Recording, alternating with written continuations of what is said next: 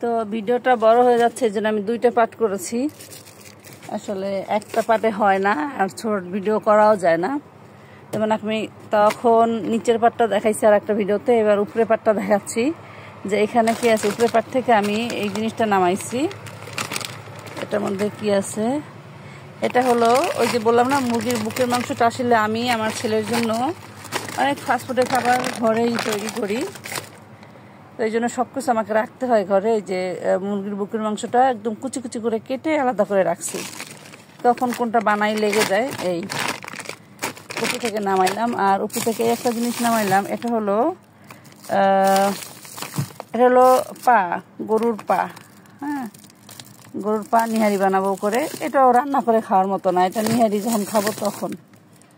আর এই হলো আমার গাছে যে টমেটোগুলো হয়েছে, অনেক টমেটো খাওয়ার পরে যেটা অবশিষ্ট থাকছে বেশি অতিরিক্তগুলো আমি ফ্রোজেন করে রাখছি, যাতে সারা বছর খেতে পারি। যখন টমেটোটা পাওয়া যাবে না বা বাজারে অনেক দাম, হ্যাঁ, তখন যাতে খাইতে পারি, এই জন্য আমি ডিপে রেখে দিছি। এরপরে আসলে হাসবো না বলবো বুঝতেছি না, ওইটুকু নয় মেহেদি বাটা। আমি যে চুলে মেহেদি দেই, অনেক সময় ব্লেন্ড করার পরে থেকে যায়, ওইটা আবার ফ্রিজে রেখে দিই, পরবর্তীতে ওইটার সাথে মিক্স করে আবার দিই। এটা রান্না করে খাওয়ার মতো কোনো মাছ মাংস না। এটা যে চিজ, এগুলা লাড়াচাড়া না করি, লাড়াচাড়া করলে সমস্যা। এগুলো জলপই। হ্যাঁ, এটা হলো সিদ্ধ করছিলাম আচার দিব বলে, আচার আর দেওয়া হয় নাই, ওইভাবে রেখে দিছি। এটাও জলপই, যে যখন সিজন থাকবে না তখন ডাল যখন রান্না করি, পাতলা ডাল ওর সাথে ওর মধ্যে দিলে খুব টেস্ট লাগে, এই জন্য রেখে দিছি। আর এটা 4 পিস শোল মাছ। এটাও আহামরি কিছুই না, এটুকু বিড়ালের খাবার। এইটুকু এক্স্যাক্টলি কি বলতে পারবো না, মানে এমন অনেক কিছুই আছে যেগুলো আমি খুলবো, নর্মাল হবে, বরফ ছাড়বে, তারপর বুঝতে পারবো যে কি। এর আগে বলা যাবে না, কারণ কবে কি রাখছি।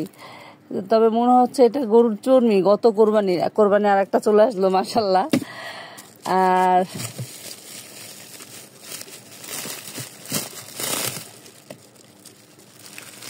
এটা হলো মাছের চর্বি, মাছের তেল।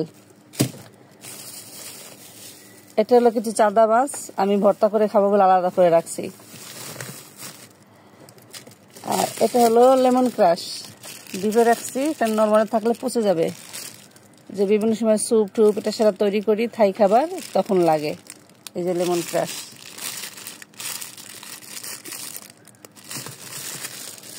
তো যাই হোক, কি আর দেখাবো, সারা ফ্রিজ খুঁজলে এরকমই জিনিস বের হবে, ভালো কিছুই বের হবে না। তো বন্ধুরা, আপনাদের আমার মতো এরকম কে কে আছেন, কার কার একই হাল, আমাকে জানাবেন। কেন আমরা স্বামীদের যখন বলি যে বাজার নিয়ে আসো, ফ্রিজে কিচ্ছু নাই রান্না করার মতো, তারা বলে কি যে ফ্রিজটা দেখি ভরা। হ্যাঁ, ফ্রিজটা দেখি ভরা, ফ্রিজটা ভরে আছে, বাজার নাই, তাহলে এগুলা কি? আসলে তাদের বোঝানো যাবে না এগুলা কি। আর সত্যি কথা বলতে আমরা নিজেরাও তো বুঝি না যে এগুলা কি। হ্যাঁ, এই হলো অবস্থায়, যে পকেট পর্যন্ত সারাসারি নাই। এখানে দেখা যাচ্ছে যে অনেকগুলো আইসক্রিম রাখা আছে, অনেক আইসক্রিম রাখা আছে। আইসক্রিমটা গরমের মধ্যে আমি খুব খেতে পছন্দ করি, আপনারাও খাবেন যার যার এলাকায় আইসক্রিমটা আছে, খুবই মজাদার একটা আইসক্রিম। এটা মনে হয় টক দই। তো এরকমই কিছু, আসলে কিচ্ছু নাই রান্না করার মতো, কিন্তু ফ্রিজ ভরা। তো ঠিক আছে বন্ধুরা, সবাই ভালো থাকবেন। আর কার কার এই হাল আমার মতো অবশ্যই কমেন্ট বক্সে জানাবেন।